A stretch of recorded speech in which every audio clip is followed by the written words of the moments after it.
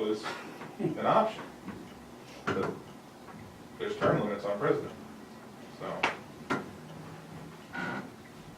But a lot more people run. Sure. There's advantages to either system, there's disadvantages to either system, and so that's the balance.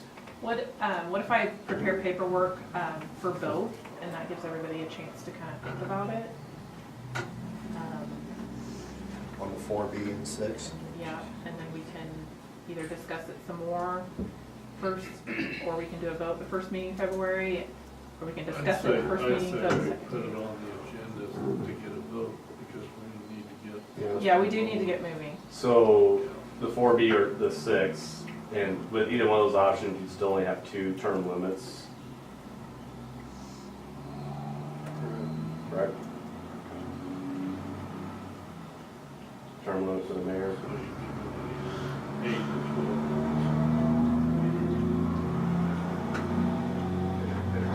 Like 12 years. I think we should get rid of the term limits for the mayor, but being that we're giving the council members a fresh start, I think it's a bit disadvantageous for the mayor.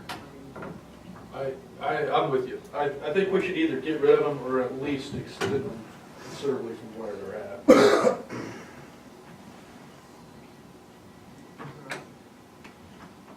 Elections limit terms too, so as far as I'm concerned. Especially, The mayor especially doesn't just want to run. running. Doesn't have to run. Yep. It gives them the option. For if he wants to, or if he, this time it's he. You guys go ahead. I'm open to it. I won't. There's too many options. Yeah. I think we just We'll write keep that them on one. the same pages with the council.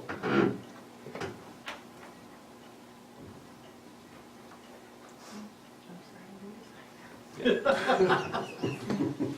term limit for the mayor, 2 term limits still for the council, but they get to start fresh. Okay. By the way, the Wood girls are up 40 to 24 at the end of third quarter. Cool. Appreciate it. Down in Sterling.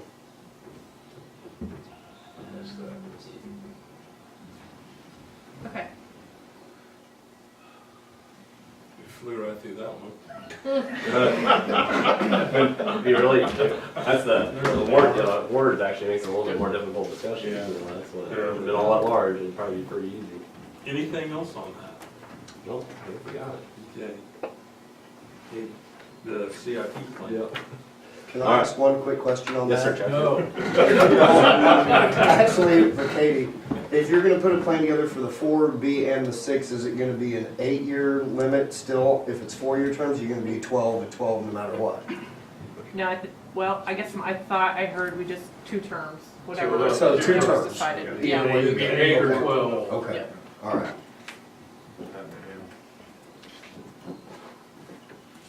All right, well, it won't take a lot of time, I just kinda wanted to get the discussion started a little bit. See if I get this pulled up.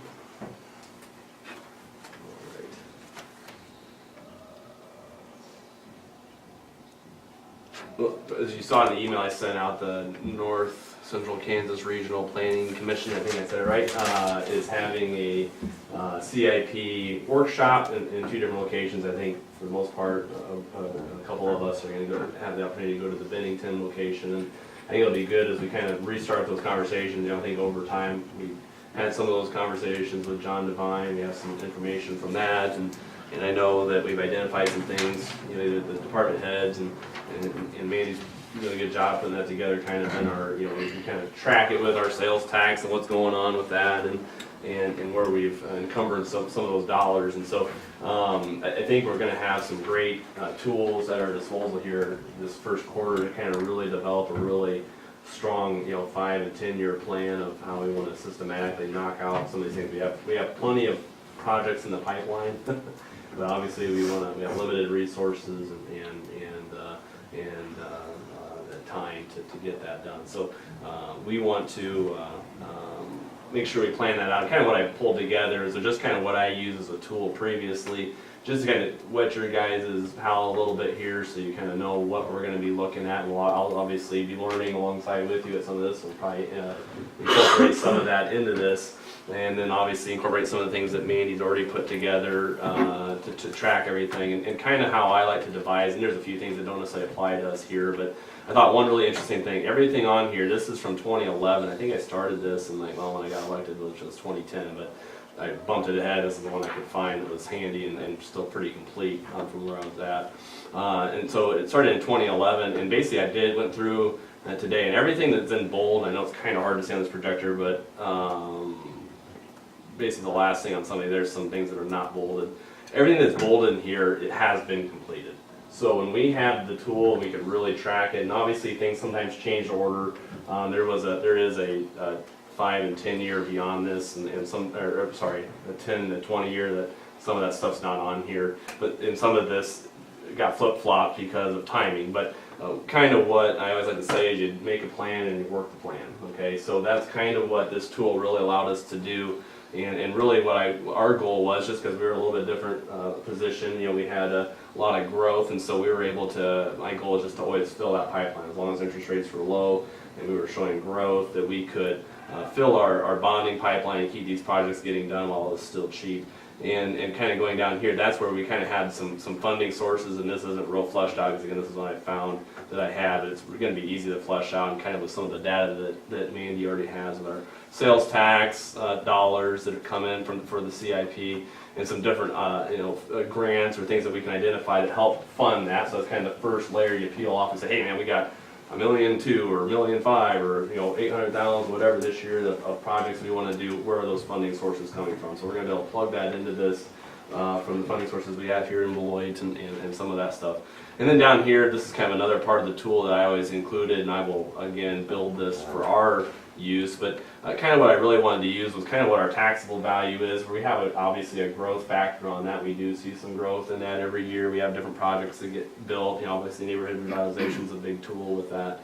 And so that kind of, I like to essentially calculate what our bonding capacity is with that, but also develop a ratio that we're comfortable with maintaining at. And in Fairfax, we had to battle with our general fund, and then also with TIF. We use the TIF tool a lot, which eats into your general fund. It's a very powerful taxing revenue tool for you. So it was kind of one of those, we're willing to sacrifice some in our general fund. It hurts our our operation. We can't pay people easily or grow in that area, but we're able to commit a lot more of it to growth and to infrastructure where we were at. So in that, I developed a ratio. So we'll develop ratios and things that we like to. I'm just being the banker side. I like ratios to kind of determine are we healthy, how are we performing in relation to where we're at. And again, since the bond market is so low, I think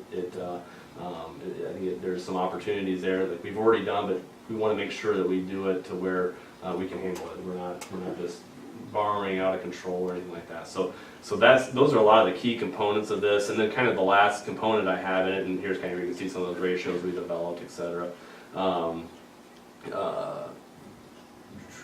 Was kind of this scenario, again, I'll build it more for us, will be kind of if we did have different proposals, let's say we're going to borrow XYZ to do an XYZ project, of how that was going to look with those ratios that we'll build, and kind of what percentage capacity we're willing to borrow up to, etc. And then how that looks in comparison to what our overall tax valuation growth has been. Also, maybe this tool would allow us to, like it did before, do some, if we had some tipping opportunities, but also, I know in Kansas we do some, there is some, I think CID or something that has been done. I don't know if we'd ever have an opportunity for that, but if we did, we'd be able to put that in here again. It's kind of a borrowing source and a management tool. So this is really what we utilize all the time to kind of say, hey, how does this fit our plan? How does this pipeline look? And kind of how we could really map out. If you look, I'll try to get to the right screen I want to get to. This TIF to general funds ratio that you can see is this ratio. It really tries to flatten out. Basically, I think the way that ratio is written, and again, it kind of falls off here based on how long our TIF districts last. Really trying to get that, I think if I remember, as close to zero as possible, because that means that we were not hurting our general fund beyond what we had identified, but also that we were keeping our project pipeline full. So it allowed us to be really aggressive, because hey, we knew we had the tool that said, forecasted for us that, hey, we're gonna be okay. We can do X, Y, Z, keep taxes at a certain levy. Our levy at that point was an 810, which doesn't really relate to what we do in Kansas, but basically what that means is it was the same. In fact, we notched it down a little bit as we went on, but we had some growth. So that helps with that. But so anyway, so this is kind of what we'll do, and then on here, this one I just kind of took the front sheet off, but behind this we'll have each sheet for each department that they're going to be able to add things to and keep updated that will flow into the main sheet here on the front page. And obviously a lot of those guys have different funding sources. Utilities kind of more of a, you know, they do more CIP through their operating fund, whereas some of the other departments are getting, you know, sales tax revenue to fund some of the CIP projects, or, you know, road use tax for some of their general maintenance at their transportation department. So anyway, so I kind of wanted to put that out there just so you guys can kind of see kind of some of the tools that we're going to be using and how it's really going to guide our conversation. It's going to be a lot more from just a list of stuff to more of a how we project this out and fit those pieces in. When does old debt fall off to where we feel comfortable maybe tackling on some new projects and trying to keep it palatable for everybody. So Is this something we'll look at quarterly? yeah, Every half year? yeah, I don't know if it'd be quarterly. You know, it'd probably be yeah. I think I guess quarterly, it depends on how aggressive we are with projects. But I think it's something we're going to be pulling up either as we're discussing new things. Or another thing I always liked about it was, and I think this would be important for all you guys to have, is why I say quarterly. It might be even more often than that, because people might say, Lee, when are we going to do this one road? And you say, hey, you know what, it's on here, we got it slated for 2021. I know it sounds like a long ways away, but that's only 3 budget cycles, you know, yeah. If we were to have a council set training session like we did with John, Yeah, would it be possible to maybe have this? Mhm. Would you have time maybe to do, I know we haven't set up a yeah. time for a meeting such as that, but to me, that would be a good thing to Yeah, have to go with that. Yeah, I think that this is kind of what our focus will be this year. I think that we've got enough meat to talk about. I think we're, as a council, we're working really well to where, you know, maybe John Devine comes in, that's something we want to approach maybe first part of next year or something. But yeah, I think what my goal is this year, Ken, is to get all that stuff that you guys have, Right. different councils have given to him. And some of that stuff we've done, you know, I mean, we're doing I these don't know that main. we would necessarily have to have him here.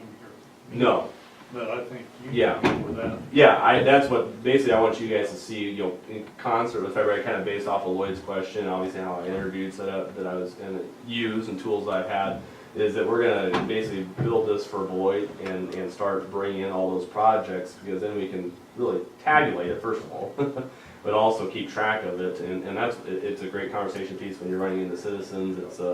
It's a good piece just to keep track of where we're at as we're doing things. Because sometimes we talk big numbers or we buy things or whatever, and it's like, hey, where's all this money going? I mean, we'd have that conversation all the time. And Fairfax is like, we're spending $200,000 a year on engineering or whatever it was. That was the coffee shop talk and a lot of stuff. And I could pull up and said, yeah, but we're doing, you know, $1.5 million or $2 whatever dollars worth of projects every year. That correlates pretty well to why we're spending that much on engineering. Things are getting done. And so it's just a great tool to kind of back up what we're trying to do, I guess. So, Yeah, I love stuff like this because I can visually see it quick. Yep. And I can respond to people quick. Yep, And I was thinking, you know, even if we got it the first meeting of every month, just refreshed. for sure. We don't even have to really explain, unless it's some parts are in red, then you need to talk Yep. about that. But, you know, Yeah, I just think it'd be a great tool. I would enjoy that. yeah, yep, It would be great. yep. So, Yeah, no, definitely, not a problem. It'd probably be one of those things that, you know, again, I'll make this so you can see it a little bit better, condense it down, but, would be, like on the Google Drive where we end up using as a tool that you guys can access as we update it. And yeah, basically how I'd always use it is whenever I had to do a big project or wanted to put something through, I had all my numbers in here, hey, it works. You know, it works, I'm sorry, you know, it's pretty straightforward thing, so I think it's that's kind of how I use it. But yeah, I think that it's something that is gonna be just hopefully part of our decision-making process the whole time. And so, yeah. All right.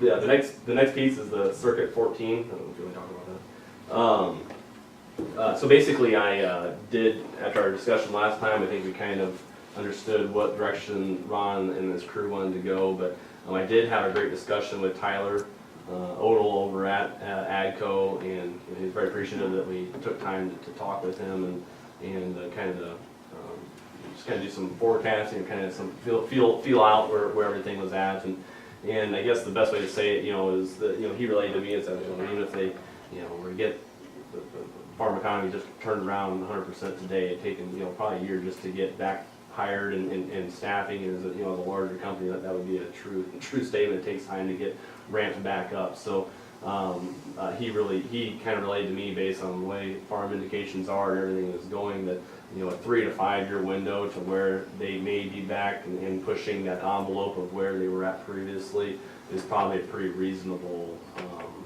guide or decision-making tool at this point. So I kind of shared with him how we're looking at some circuits internally up to the middle of town, et cetera, and then obviously that was still, again, that's why we have this, could show, hey, this is still our plan in 3 to 5 years, and he felt that was an appropriate thing, that he didn't see anything changing that rapidly, that